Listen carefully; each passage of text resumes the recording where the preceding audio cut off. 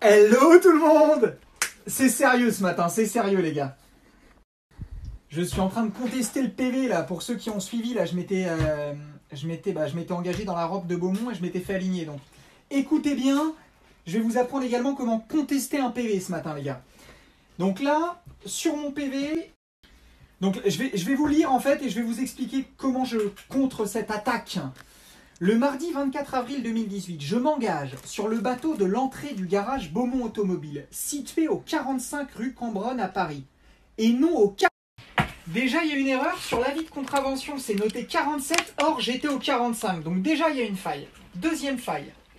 Afin d'accéder à la rampe du garage pour y rentrer mon véhicule, je reste dans ma voiture, le moteur allumé, en attendant l'ouverture de la porte du garage.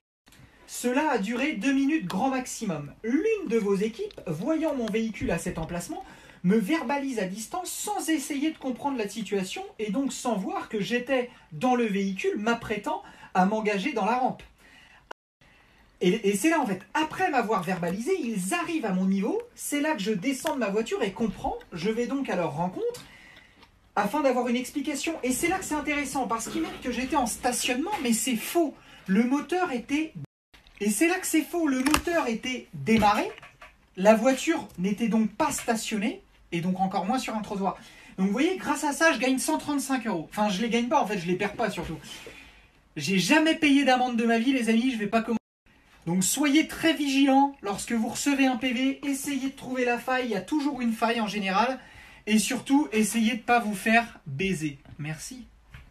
Ce courrier-là, vous l'envoyez à l'officier du ministère public. Voilà, directement. Faut pas y aller par 4 chemins. Tu vas direct.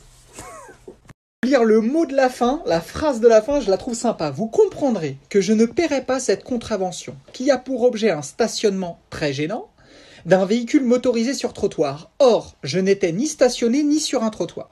C'est un excès de zèle de la part de vos équipes et surtout un manque de professionnalisme caractérisé. Ils ne prennent pas la peine de vérifier avant de verbaliser.